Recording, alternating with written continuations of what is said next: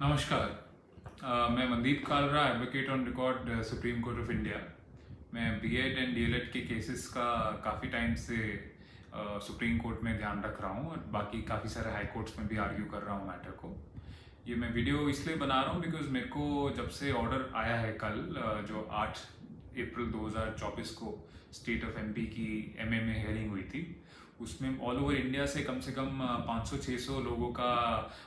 Call और message आ चुका है कि इस ऑर्डर का इंटरप्रिटेशन क्या है और इस ऑर्डर को किस तरह से माना जाए।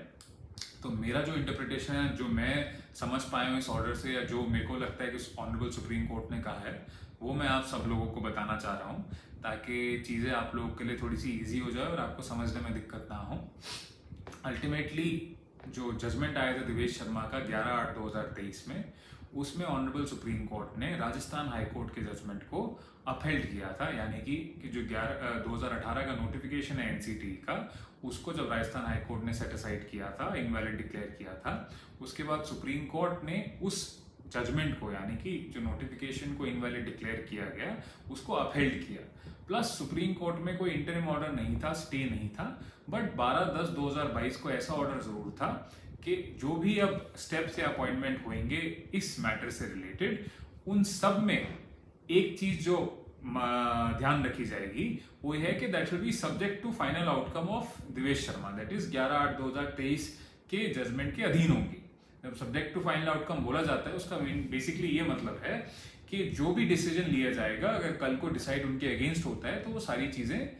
फर्स्ट डे से गलत मानी जाएगी। सब्जेक्ट टू फाइनल आउटकम का ये मतलब है। अब इस सिचुएशन में क्या हुआ कि जब देवेश शर्मा का जजमेंट फाइनली पास हुआ, तो जो लोग बीएड के कैंडिडेट्स ऑलरेडी अपॉइंट हो चुके थे, उस चीज पे ऑनरेबल सुप्रीम कोर्ट ने अपना कोई व्यू नहीं रखा उस टाइम पे कि इनके साथ क्या ट्रीटमेंट किया जाए। इसलिए टाइम एंड अगेन काफी सारे एमएस फाइल हुए जिसमें हम अपेयर हुए, जो हमने डिसमिस कराई और कुछ कॉस्ट के साथ भी डिसमिस कराई, जहां पे सुप्रीम कोर्ट ने क्लियरली बोला कि चाहे पहले अपॉइंटमेंट हुआ हो चाहे बाद में अपॉइंटमेंट हुआ हो, उन सब अपॉइंटमेंट्स को हम वैलिड नहीं डिक्लेयर कर सकते, और अगर कोई किसी के पास क्वालिफिकेशन नहीं है तो क्वालिफिकेशन ठीक नहीं मानी जाएगी। बट फाइनली जब स्टेट ऑफ एमपी यहाँ पे एमए लेकर आया सुप्रीम कोर्ट में और बोला कि देखिए, जो 11/8/2023 से पहले अपॉइंटमेंट्स हुए हैं, उन सब अपॉइंटमेंट्स को वैलिड डिक्लेयर कर दिया जाए और उनके बाद जितने भी अपॉइंटमेंट्स हैं उनको इनवैलिड डिक्लेयर किया जाए। तो सुप्रीम कोर्ट ने क्लियरली बोला कि 11/8/23 के बाद जो जो अपॉइंटमेंट्स हो उस पर तो हम क्लियर हैं कि उनको तो हम वैलिड डिक्लेयर कर ही नहीं सकते। इसलिए सुप्रीम कोर्ट ने, माननीय सुप्रीम कोर्ट ने कहा कि जो जो अपॉइंटमेंट्स 11/8/23 से पहले के हुए हैं, हम उसके बारे में यहाँ पे बात करेंगे। 11/8/23 के बाद के अपॉइंटमेंट्स की हम बात ही नहीं कर रहे, वो इनवैलिड है। चाहे किसी भी स्टेट में हुई हो, कहीं पे भी हुई हो, वो सारी की सारी अपॉइंटमेंट्स इनवैलिड है। द फैक्ट जो सारा घूम के आता है इस पार्ट पे, कि जब माननीय राजस्थान हाई कोर्ट ने फाइनली नोटिफिकेशन को सेट असाइड किया था, उस दौरान, उससे पहले 2021 से पहले, यानी 18 से 21 और 21 से 23, 11/8/2023 के बीच में जो जो अपॉइंटमेंट हुए हैं, उसके साथ क्या क्या किया जाए, पूरे कंट्री में जो जो अपॉइंटमेंट्स हुए हैं। ऑफकोर्स भगवान कृष्ण एक ऐसा केस था जो एक बिहार के विद्यार्थी ने, बिहार के स्टूडेंट ने फाइल किया था, और उसमें सुप्रीम कोर्ट ने बोला था कि 2018 के बाद जो भी सब हुआ है वो इनवैलिड है। बट उस केस में अपॉइंटमेंट्स नहीं हुई थी जब सुप्रीम कोर्ट में ये मैटर को लाया गया था। अब फाइनली सुप्रीम कोर्ट ने जो ऑर्डर पास करा है डाई नंबर 430/2024 में, जो कि एमपी की एमए है, उसमें माननीय सर्वोच्च न्यायालय ने कहा है कि अगर कोई भी अपॉइंटमेंट 11/8/23 से पहले हुई है तो वो अपॉइंटमेंट बीएड की बच सकती है, बट उसकी दो शर्तें हैं। पहली शर्त ये है कि वो अपॉइंटमेंट अनकंडीशनल होनी चाहिए, यानी कि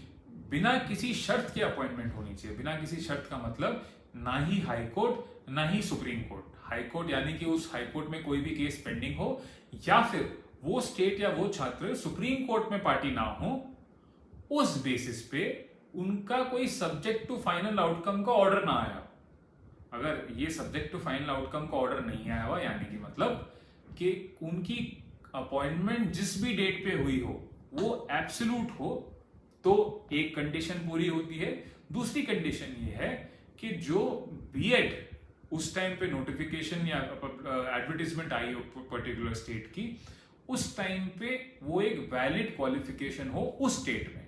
तो उनकी नौकरी बचेगी, बट उनको 1 साल के अंदर ब्रिज कोर्स करना पड़ेगा एंड प्लस जो बाकी कंडीशंस है वो फुलफिल करनी पड़ेगी अगर वो अपनी नौकरी को कंटिन्यू करना चाहते हैं तो। बट जिस जिस स्टेट में, जो कि मैक्सिमम स्टेट्स में कवर्ड है, जिस जिस स्टेट्स को हमने रिप्रेजेंट किया उसके लिए तो ये बहुत बड़ी विक्ट्री है,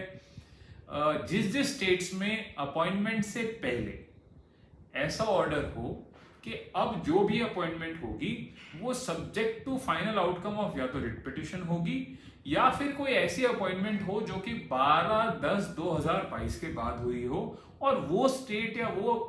स्टूडेंट्स या वो एप्लीकेंट्स सुप्रीम कोर्ट में पार्टी हो, बिकॉज 12/10/2022 को सुप्रीम कोर्ट ने कहा था कि अब जो भी अपॉइंटमेंट्स यहां से होंगी वो सब्जेक्ट टू फाइनल आउटकम होगी। तो जब अगर कोई अपॉइंटमेंट किसी भी स्टेट में 12/10/22 के बाद हुई है एंड वो स्टेट सुप्रीम कोर्ट में पार्टी थी, या फिर ऐसी कोई अपॉइंटमेंट जो high court, respective high court जिस भी स्टेट का मैटर है, उस रिस्पेक्टिव हाई कोर्ट के इंटरिम ऑर्डर जहां पे ऐसा बोला होगा कि अब कुछ भी होगा ये सब्जेक्ट टू आउटकम होगा, ऐसा कोई अगर अपॉइंटमेंट हुई है वो सारी अपॉइंटमेंट्स चली जाएंगी, बिकॉज ऑनरेबल सुप्रीम कोर्ट ने इस इंटेंशन से इस चीज को कहा कि जो भी कंडीशनल अपॉइंटमेंट्स थी उन सबको वो प्रिजर्व नहीं करेंगे, बट जो भी एब्सोल्यूट अपॉइंटमेंट थी यानी कि अनकंडीशनल अपॉइंटमेंट थी, यानी कि जब जिसको अपॉइंट किया जा रहा था उसको बताया नहीं गया कि देखो आपकी अपॉइंटमेंट हो रही है बट ये सब्जेक्ट टू फाइनल आउटकम है, ऐसा कुछ उस स्टेट में या उस 12/10/2022 से पहले की अपॉइंटमेंट हो, उन सब अपॉइंटमेंट को ऑनरेबल सुप्रीम कोर्ट प्रिजर्व करना चाहते हैं और ये उन्होंने क्लियरली अपना व्यू एक्सप्रेस किया है। अब मोस्टली क्या रहेगा, जैसे for example state of Uttarakhand में जो बात की जो पहले की अपॉइंटमेंट्स है वो हाई कोर्ट ने सेट असाइड कर दी। उसके बाद सुप्रीम कोर्ट में जब ये एसएलपी लेकर आए जिसमें हम आर्ग्यू करा हमने मैटर को, कि बोला कि देखिए 11/8/23 के बाद का जो भी अपॉइंटमेंट है उसको आप हटाइए, बट 11/8/23 से पहले का है उसको आप रखिए। यानी कि बोला गया कि आप प्लीज इसको एक रेट्रोस्पेक्टिव इफेक्ट मत दीजिए, प्रोस्पेक्टिव इफेक्ट दीजिए। उस आर्ग्यूमेंट पे, उस ग्राउंड पे ऑनरेबल सुप्रीम कोर्ट ने मैटर को डिसमिस कर दिया। जब मैटर डिसमिस कर दिया तो उत्तराखंड के लिए तो पोजीशन क्लियर है कि जब अपॉइंटमेंट चाहे पहले हुई हो चाहे बाद में हुई हो, उत्तराखंड के लिए तो सब कुछ चला जाएगा, बिकॉज उत्तराखंड उस एसएलपी से गवर्न रहेंगे। ऐसे ही अब एसएलपी लगेगी छत्तीसगढ़ की, और एमपी एक बार जब डिसाइड हो जाएगा तो डेफिनेटली वो एसएलपी में आने का चांस रहेगा, प्लस बिहार की। तो ये 3 स्टेट्स की जब अब एसएलपी लगेगी तो इसमें भी हमें क्लियरली सिमिलर वे में पुश करके उसको डिसमिस कराना है, ताकि अगर कोई अपॉइंटमेंट पहले हुई है और सब्जेक्ट टू आउटकम का ना ऑर्डर हो तो हम उस अपॉइंटमेंट को हटा सकें। बट जिस जिस स्टेट में सब्जेक्ट टू आउटकम का ऑर्डर था, यानी कि हाई कोर्ट ने बोला कि देखो अब आप कुछ भी करना स्टेट, बट जो हम डिसाइड करेंगे उससे गवर्न रहेगा। अगर किसी किसी स्टेट में इस तरह का ऑर्डर था और अपॉइंटमेंट उस डेट के बाद हुई है तो वो सारी अपॉइंटमेंट्स जाएंगी। अगर कोई भी स्टेट या कोई भी हाई कोर्ट इस चीज को फॉलो नहीं करता, फॉर एग्जांपल डेफिनेटली स्टेट नहीं करता, तो फिर हम सुप्रीम कोर्ट में इमीडिएटली कंटेम्प्ट पिटीशन फाइल कर सकते हैं। जो मेन चीज आती है वो ये है कि किसी किसी स्टेट में अगर सब्जेक्ट टू आउटकम का ऑर्डर नहीं है, या फिर सब्जेक्ट टू आउटकम का ऑर्डर बाद में आया बट अपॉइंटमेंट्स पहले हो गई थी, उन सिचुएशंस में हमें स्टेट कैसे इस ऑनरेबल सुप्रीम कोर्ट के 8 अप्रैल 2024 के ऑर्डर को इंटरप्रेट करता है, उसका हमें मेरे हिसाब से वेट करना चाहिए। बिकॉज जो स्टेट का इंटरप्रिटेशन होगा उस हिसाब से हमारा नेक्स्ट कॉज ऑफ एक्शन या नेक्स्ट स्टेप डिसाइड होगा। क्या पता स्टेट सारे अपॉइंटमेंट जो भी हुए हैं बीएड के अपने स्टेट में वो हटा दे,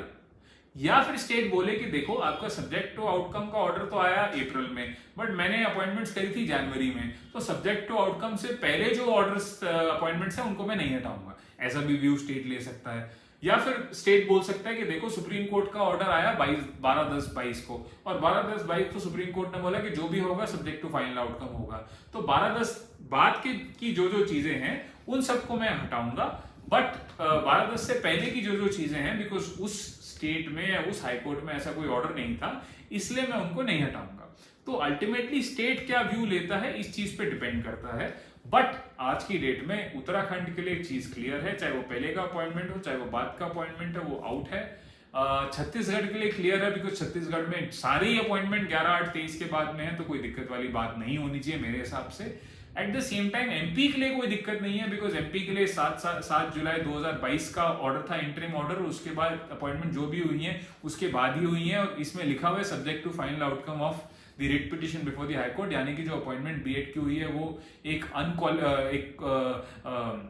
कंडीशनल अपॉइंटमेंट है। अगर कंडीशनल अपॉइंटमेंट है तो वो जाएंगी। और सिमिलरली अब जो बिहार की आएंगी, बिहार में भी जहां तक क्योंकि सेपरेट एसएलपी आ रही है तो खास कोई दिक्कत नहीं होनी चाहिए। बट जो हमारे मित्र हैं बाकी स्टेट से, वो एटलीस्ट या तो हाई कोर्ट में अगर उनका मैटर पेंडिंग है तो इस ऑर्डर के बेसिस पे आर्ग्यू करें और मैटर को डिसमिस कराएं, या अगर उन्होंने रिट पिटिशन फाइल करी है तो अलाउ कराएं, अगर बीएड वालों ने करी है जैसे उत्तराखंड में थी उसको डिसमिस कराएं। And at the same time Uttarakhand में रिट पिटिशन अलाउ हुई थी, अब बीएड वाले यहाँ सुप्रीम कोर्ट में एसएलपी में आए थे। तो कहने का मतलब ये है कि डिपेंडिंग अपॉन जो भी आपके स्टेट में चीजें चल रही हैं उसके हिसाब से आप एक्शन लीजिए, बट इसको पेंडिंग मत रखिए, बिकॉज जितना आप पेंडिंग रखेंगे उतना ज्यादा अनक्वालिफाइड और नॉन केपेबल लोग जॉब में रहेंगे, जो कि सुप्रीम कोर्ट के ऑर्डर का इंटेंट नहीं है। सुप्रीम कोर्ट क्लियरली ये कहता है कि क्वालिफाइड ही रहने चाहिए, बट जिसको पता नहीं चला कि आपका ये अपॉइंटमेंट होगा सब्जेक्ट टू, उसको मैं किसी ना किसी तरह से सेव करूंगा, बट उनको भी ट्रेन होना जरूरी है और उनको भी पास करना जरूरी है। ये है अल्टीमेटली ऑनरेबल सुप्रीम कोर्ट के ऑर्डर का गोल, और ये स्ट्रिक्टली मेरी अंडरस्टैंडिंग है। अगर कोई इस व्यू से डिफर करता है तो I definitely respect that view, मैं पूरी रिस्पेक्ट करता हूँ उस व्यू की। बट जहां तक जो आर्ग्यूमेंट हुआ, जो बेंच ने बार बार बोला, जो जस्टिस धुलिया साहब ने बार बार चीज को समझाया, ये इंटेंट मेरे हिसाब से सुप्रीम कोर्ट के ऑर्डर का निकल के आता है। हाँ, इसके बाद भी किसी को कोई डाउट, कोई प्रश्न, कोई दुविधा हो तो मैं और मेरी टीम हर समय अवेलेबल है, आप किसी भी टाइम हमसे पूछ सकते हैं और हम आपको उसका इमीडिएटली आंसर देंगे। Thank you.